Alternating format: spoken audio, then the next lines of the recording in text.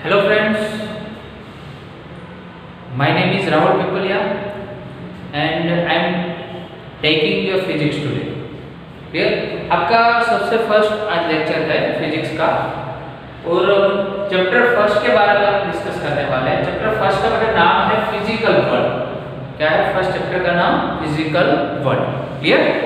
तो physical world में सबसे फर्स्ट जो क्वेश्चन है वो है about which the phenomena occurred in the world humans have always been curious to know.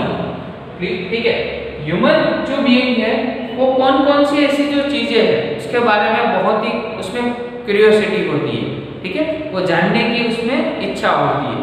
ठीक है, तो बहुत सारी ऐसी नेचुरल फिनोमिना है अपने अराउंड जिसमें हमें लगता है कि इसके बारे में हमें बहुत डेप्थ और डिटेल में जाना चाहिए, उसके बारे में हमें उसका नॉलेज लेना चाहिए। मैं आपको एक दो एग्जांपल देता हूँ। जैसे मान लो कि मैं आपको एग्जांपल देता हूँ इस पेन का। ठीक है, मैं आपको बताऊँ कि इस पेन में तो इस पेन में क्या है कि तो इसमें एक इंक होती है। तो इंक मतलब इसमें क्या है, केमिकल आया कि नहीं। ऊपर प्लास्टिक का जो पूरा कवर है, ठीक है, तो प्लास्टिक के कवर में अभी इसमें एनर्जी के बारे में थोड़ा डिस्कशन किया। तो इसमें कौन सी एनर्जी होती है, तो अभी उसमें पोटेंशियल एनर्जी है। आया समझ में? तो बहुत सारी ऐसी अपने अराउंड जो थिंग्स होती है जिसके बारे में डेप्थ और डिटेल में हमें नॉलेज होना चाहिए। तो ऐसी कौन कौन सी चीजें हैं जिसके बारे में ह्यूमंस बहुत ही क्यूरियस है, जिसके बारे में उसको जानना है। तो फर्स्ट आपने ऐसा है फर्स्ट पॉइंट में humans have always been curious about the world around them. जैसे मैंने आपको बताया कि अपने अराउंड जितनी भी चीजें हैं उसके बारे में ह्यूमन है बहुत ही क्यूरियस है जानने के लिए। Clear? Some of the phenomena like कौन कौन सी ऐसी नेचुरल फिनोमिना है जिसके बारे में हम बहुत डेप्थ और डिटेल में उसके बारे में नॉलेज ले सकते हैं। तो फर्स्ट कौन सी है? The regular repetitions of the day and night. Regular repetition of day and night है, तो नाइट और डे का पूरा जो सर्कुलेशन है, ठीक है, उसकी रिपीटेशन पीरियड है, रेगुलर रिपीटेशन, ये कैसे होता है? तो पहले तो उसके बारे में हमें नॉलेज होना चाहिए। ठीक है, तो फर्स्ट चैप्टर जो आपको जस्ट दिया है उसमें फिजिक्स के बारे में आप कितना डेप्थ और डिटेल में जा सकते, कोई भी एक एक पॉइंट को लेके वो उसके बारे में पूरा उसका फर्स्ट चैप्टर में उसमें डिटेल दिया। क्लियर? चलो सेकंड है the annual cycle of seasons. जैसे अपनी सीजन है वो विंटर है, समर है, मानसून है। क्लियर? तो ये तीनों सीजन है उसका रिपीटेशन कैसे होता है उसके बारे में भी जानने की क्यूरियस होती है ह्यूमन को। ठीक है, कैसे हो सकता है, इसमें सब में फिजिक्स है। क्लियर? एक्लिप्स है, वैसे ही टाइड्स है, तो टाइड्स के बारे में आपको मैं बताऊं। क्लियर? तो इसमें क्या होता है, तो आपने पढ़ा होगा प्रीवियस स्टैंडर्ड में, तो न्यूटन्स लॉ ऑफ ग्रेविटेशन था। 9th स्टैंडर्ड में आपने पढ़ा होगा यूनिवर्सल लॉ ऑफ ग्रेविटेशन था।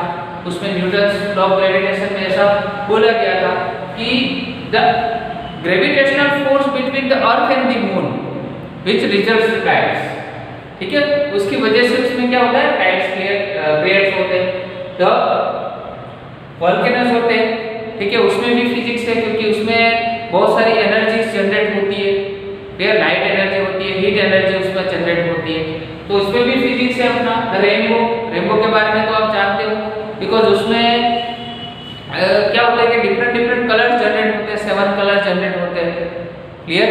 जिसमें विब्ग्योर जो होता है उसमें डिफरेंट डिफरेंट कलर जनरेट वो कैसे होते हैं, तो उसमें जो पूरा फिजिक्स है उसमें पूरा अपनी जो फिजिक्स का ब्रांच है उसको बोलते हैं रे ऑप्टिक्स। ये कौन सी ब्रांच है? ये रे ऑप्टिक्स की पूरी ब्रांच है फिजिक्स की। ऐसा समझ? इसमें डिफरेंट डिफरेंट क्या होता है, एनर्जी होती है। तो अपने चैप्टर उसमें पढ़ेंगे, चैप्टर नंबर 6 वर्क एनर्जी। ठीक है, वर्क पावर एनर्जी वाला 6th चैप्टर है अपना फर्स्ट में। तो इसमें एनर्जी का आया। क्लियर? इसमें क्या आया, फोर्स आया, ग्रेविटेशनल फोर्स आया। तो चैप्टर नंबर 8 में पढ़ेंगे फोर्स, ग्रेविटेशनल फोर्स के बारे में। तो बहुत सारी ऐसी नेचुरल फिनोमिना है जिसका आप जितना डिटेल में और डेप्थ में जाना चाहते हो उतना जा सकते हो, उसका नॉलेज आप एक्वायर कर सकते हो उसमें से। आ रहा है समझ में? तो ये है फिजिक्स। चलो next, one kind of response from the earliest has been to observe the physical environment carefully. जो फिजिकल एनवायरनमेंट है आपके अराउंड का, जो भी एनवायरनमेंट है उसके बारे में भी जितना आप हो सके उतना डेप्थ और डिटेल में उसका नॉलेज एक्वायर कर सकते हो। Look for any meaningful patterns and relation in natural phenomena. तो इसका मीनिंग क्या है? Meaningful pattern and relation in natural phenomena.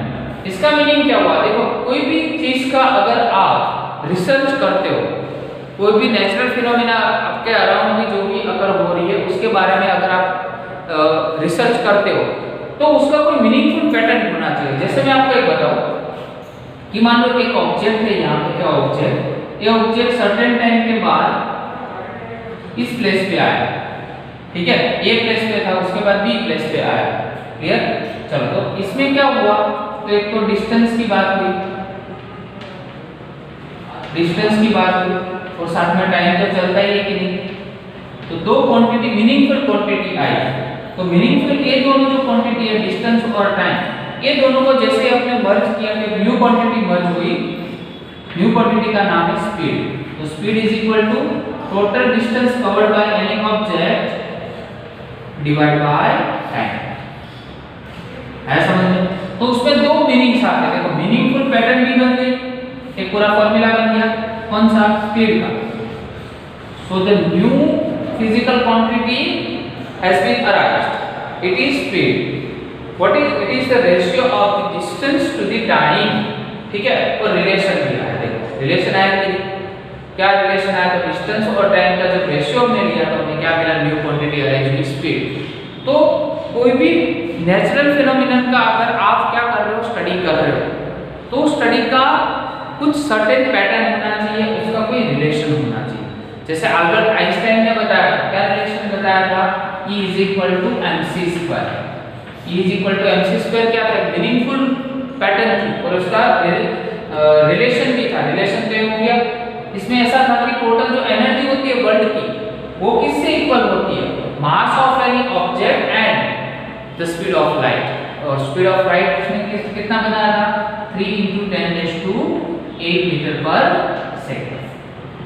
तो फर्स्ट क्वेश्चन में जस्ट यही है कि फिजिकल वर्ल्ड में जो नेचुरल फिनोमेना ये सब सारी अकर हो रही है, उसमें ह्यूमन को कितनी क्यूरियोसिटी है, जानने की कितनी इच्छा है, और उसमें कोई सर्टेन पैटर्न और रिलेशन बनना चाहिए। ठीक है, तो फर्स्ट क्वेश्चन ये है और ये क्वेश्चन का पूरा आंसर है, उसको आपको अच्छे से स्टडी करना है। और साइंस में जब आपने एडमिशन लिया है तो you have to be different from the other students. ठीक है, तो आपका कुछ अलग फंडा होना चाहिए, सोचने का भी आपका तरीका भी अलग होना चाहिए। ठीक है, तो धीरे धीरे जैसे आगे बढ़ेंगे क्वेश्चन में तो आपको समझ में आता जाएगा। आज आपने फर्स्ट क्वेश्चन किया, नेक्स्ट टाइम से सेकंड क्वेश्चन को स्टडी करेंगे। Okay, thank you very much.